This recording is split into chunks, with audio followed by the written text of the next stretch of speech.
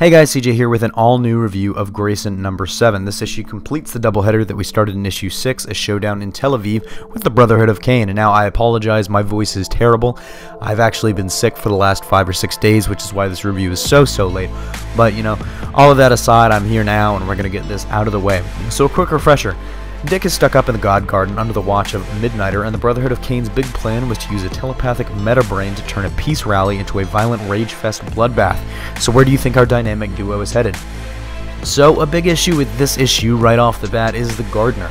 We've seen her before, but in this issue specifically, she gets a little wonky. Now, Dick is of course trapped by the Midnighter. Midnighter has his Hypnos implant, and there are some really cool scenes where Helena has to use the emotional connection to the Hypnos implant to try and convince the Midnighter remotely that the Fist of Cain's plan is legit and Grayson is not lying. It seems really weird that the Gardener would be willing to allow the bloodbath at Tel Aviv to happen, especially considering how she was acting in the last issue. Also, it seems convenient that Midnighter believes Grayson mere panels after Gardener said he would never would, but that may have just been A, the power of the Hypnos, B, Gardener either lying to Grayson or herself, or C, just convenience for convenience sake. These are questions to monitor in the future, as I'm sure Tim Seeley and Tom King have more planned for the Garden down the line, considering the big role they've played thus far.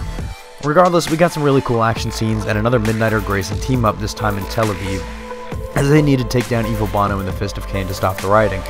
Midnighter more or less confirms that he's Batman without the morals, but Grayson finds a way to save the day in the end, striking a Tron pose and willing the brain to stop willing people to willingly kick the shit out of each other. There's a rather interesting scene where Matron gets saved by Mr. Minos, but that's left very up in the air, as he was actually on the ground in there. He shot the leader of the Brotherhood of Cain, so that threat is more or less completely eliminated. Shippers of Grace and Ellie will also be happy as we get another kiss here, and what seems to be leading up to an inevitable romance.